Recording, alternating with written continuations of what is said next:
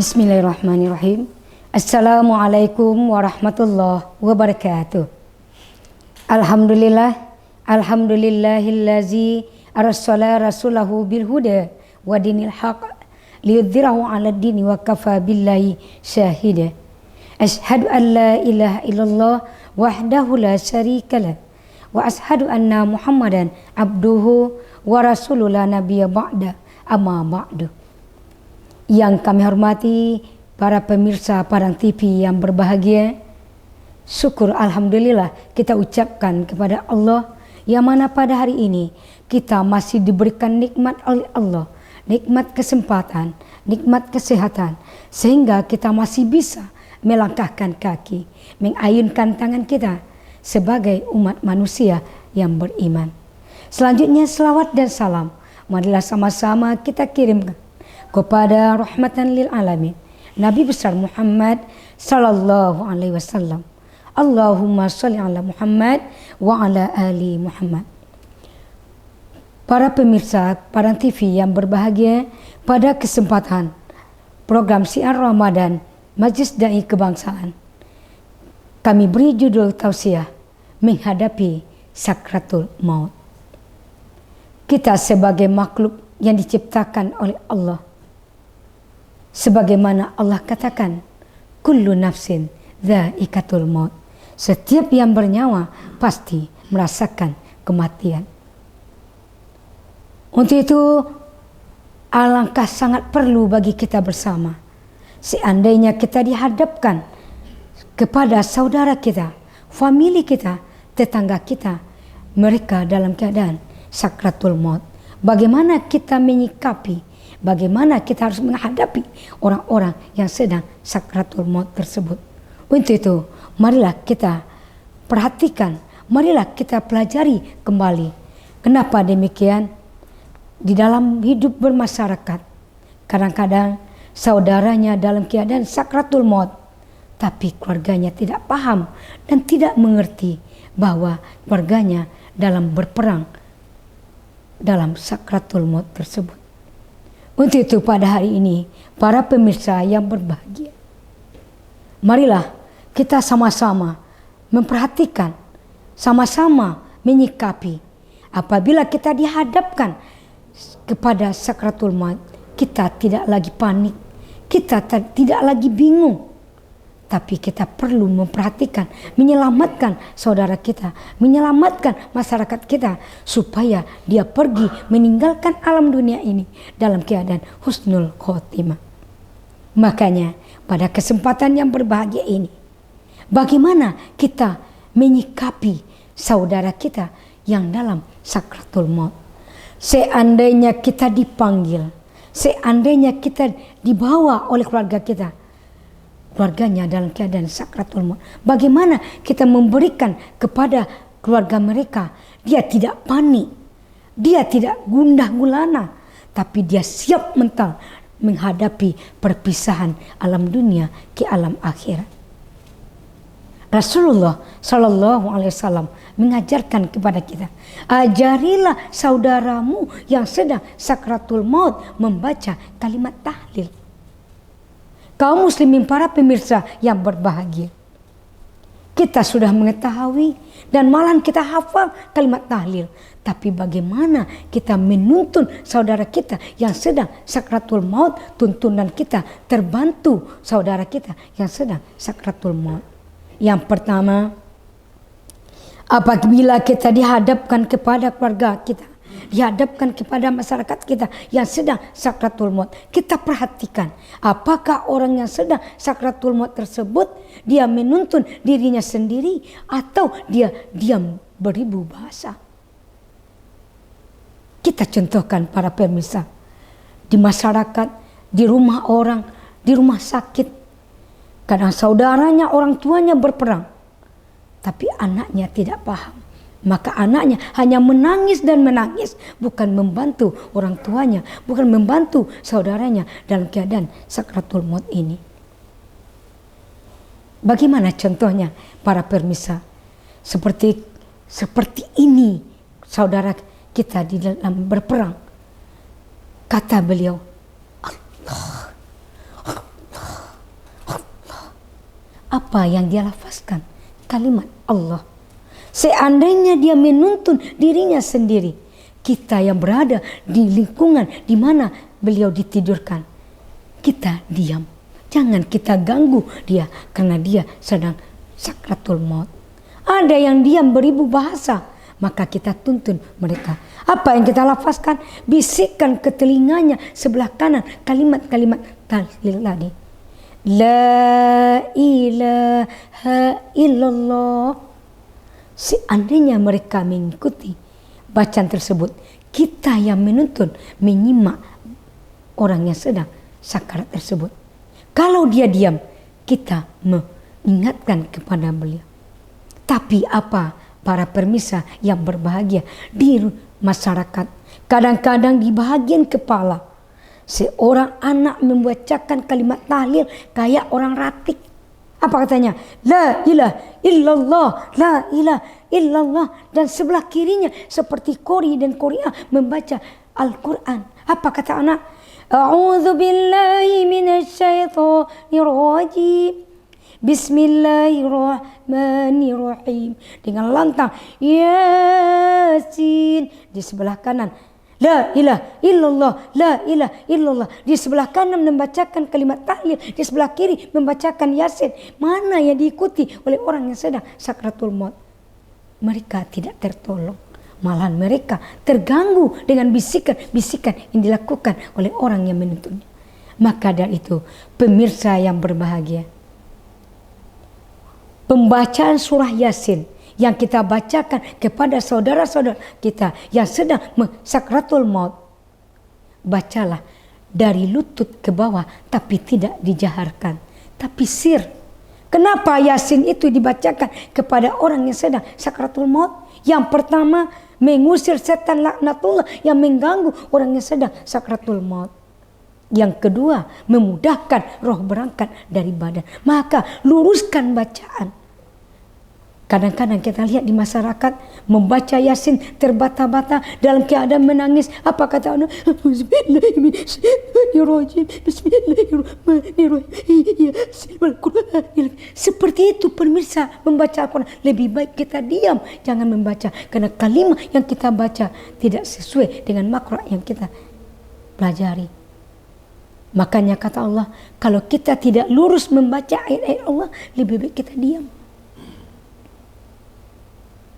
Sidang pemirsa Padang TV yang berbahagia,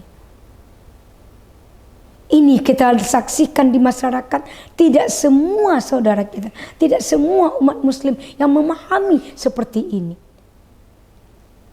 Perlu kita tahu ciri-ciri dari sakratul maut itu tersebut. Sebagai pengalaman kami di lapangan, 85% bisa kita lihat bahwa saudara kita dalam keadaan sakratul maut. Yang pertama, dia dalam posisi tidur, dagu lebih tinggi daripada keningnya. Seperti ini dia pemirsa kalau dia tidur. Berarti tinggi dagu daripada kening. Yang pertama. Yang kedua, lidahnya sudah mulai masuk ke dalam. Dan yang ketiga, dia kita panggil tidak menjawab lagi. Dan kakinya posisi tidur. Kalau orang normal masih hidup, jari-jari berdiri. Tapi orang yang sedang sakarat, perlahan demi perlahan jari akan merunduk. Dan yang keempat, rambut kita pegang, rambut tidak berbunyi lagi. Maka disitulah ciri-ciri yang harus kita ketahui sewaktu kita berhadapan dengan orang-orang yang sedang sakratul maut. Kita katakan kepada saudaranya, kita katakan kepada keluarganya bahwa orang tua kita dalam keadaan sakratul maut. Maka bantulah mereka. Tapi apa yang hendak dikata? Kita lihat di rumah sakit, di ruang ICU. Saudara kita berperang sendirian di rumah sakit. Tapi anaknya di luar enak-enak saja makan dan minum. Dia tidak mengerti dan tidak paham. Setelah kami masuk ke dalam ruang ICU, setelah kami lihat dan kami perhatikan orang yang koma di rumah sakit, dia mendengar apa yang dikatakan oleh anak-anaknya. Dia mendengar apa yang kita lakukan di sekitarnya. Makanya sebelum kita terlambat, pertolongan akhir kita kepada keluarga kita, kepada orang tua kita, marilah kita menghadapinya tidak dalam keadaan panik, tapi tuntunlah mereka supaya mereka bisa berjalan menghadap Allah dengan baik. Husnul khotimah. Para pemirsa yang budiman, kita sebagai manusia pasti merasakan kematian. Sekurang-kurangnya kematian itu hadir di tengah-tengah kita.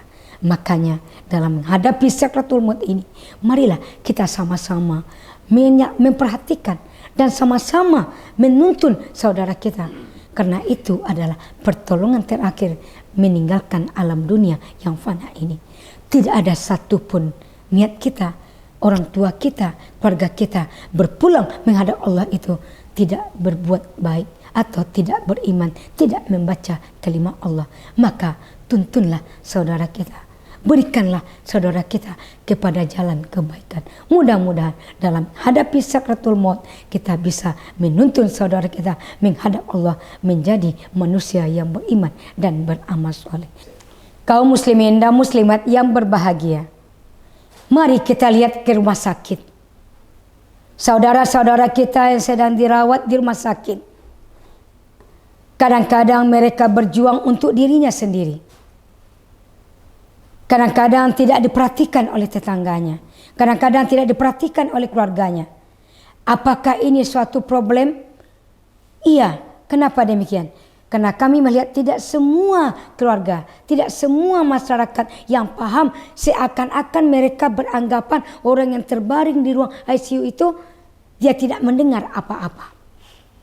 Tetapi kami punya pengalaman. Ada teman kami, saudara kami yang 100 hari koma di rumah sakit. Kami tuntun beliau. Kami terjun ke lapangan, kaum muslimin. Kami katakan, Ustadz, apakah Ustadz mendengar suara kami? Memang dia tidak menjawab. Ustadz, ikutilah apa yang kami lafazkan. La ilaha illallah. Memang bibirnya tidak bergerak. Tetapi setelah dia siuman 103 hari setelah itu, dia sadar kembali. Seperti sampai hari ini dia masih hidup. Apa kata beliau kepada kami? Ustazah, sewaktu ustazah datang kepada kami, sewaktu saya terbaring di rumah sakit koma 100 hari di rumah sakit M. Jamil. Sekarang mari kita adu dokumen kita. Apa yang kita adu? Yang ustazah ucapkan ke saya ini benar atau salah, ada kurang atau lebihnya. Tolong ustazah simak yang ustazah katakan kepada saya sewaktu saya sedang siuman itu. Apa kata ustazah? Ustadz pasti mendengar apa yang saya lafazkan. Ikuti saya Ustadz. La ilaha illallah. Apa jawab saya hari itu ustazah? Uni, saya belum meninggal. Ternyata pengalaman beliau diceritakan 100 hari itu dia koma di rumah sakit, dia telah langlang buana kemana-mana. Padahal dia sempat masuk ke dalam alam barzah. Dan dia sempat pula melihat buku kanan dan buku kiri diberikan kepadanya. Apa katanya? Sewaktu kita dalam keadaan koma itu, siapa yang berada di lingkungan kita, apa yang dikatakan orang, kita jelas mendengar, tapi mulut kita terkunci. Makanya kaum muslimin dan muslimat yang berbahagia, dari cerita tadi nampaklah oleh kita, seandainya kita dihadapkan kepada saudara-saudara kita, dihadapkan kepada anak famili kita sedang sakarat, ajarilah mereka kalimat-kalimat yang baik. Bacakanlah surah Yasin kepada beliau supaya beliau pergi dengan selamat. Jangan kita biarkan dia pergi tidak membaca kalimah-kalimah. Makanya perlu kita ingatkan kembali kaum muslimin dan muslimat. Kita tiap hari mati. Merasakan mati itu, tapi belum ajal. Sewaktu kita tidur, baik di siang hari, baik di malam hari, kita, jasad kita, roh telah berangkat dari jasad, tapi nanti dia kembali masuk ke dalam jasad kita. Makanya kita hidup. perlu kita perhatikan sekali sewaktu kita tidur. Doa akan tidur. Apa kata kita? Bismika Allahumma ahya wa bismika amut. Dengan nama Engkau ya Allah aku hidup, dan dengan nama Engkau aku mati. Berarti kita sudah siap untuk mati. Maka di mana saja kita berada, kita di dalam kendaraan, kita di kantor, apabila kita istirahat, jangan lupa kita baca doa tidur. Kenapa demikian? Malaikat Israel itu datang, tidak diundang dan tidak dibisikkan kepada kita. Dia datang pada waktu-waktu tertentu. Sedetik tidak bisa kita kurangi, sedetik tidak bisa kita lebihkan. Maka dia datang dalam posisi apa saja sesuai dengan perintahkan oleh Allah Subhanahu wa ta'ala. Maka dari itu kaum muslimin dan muslimat yang berbahagia, jelaslah bagi kita sewaktu kita bangun, alhamdulillahillazi ahyana ba'dama amatana wa ilaihin nusur. Segala puji bagi Allah yang telah mematikan dan menghidupkan kita kembali. Berarti tiap hari kita mati, tapi belum ajal. Tapi kalau sudah ajal, akan diumumkan di masjid dan mushola di sekitar rumah kita telah berpulang ke rahmatullah saudara kita. Maka tahulah orang bahwa kita berpulang ke rahmatullah. Maka kaum muslimin dan muslimat yang berbahagia, alangkah baiknya, alangkah pentingnya apabila kita dihadapkan kepada saudara kita yang sedang sakratul maut, maka bimbinglah mereka. Jangan kita biarkan mereka berangkat sendirian. Karena satu-satunya yang kita idam-idamkan mati dalam keadaan husnul khotimah. Mudah-mudahan pengajian ini bermanfaat bagi kita ke depan apabila kita dihadapkan kepada saudara kita yang sedang sakratul maut. Terima kasih atas segala perhatian.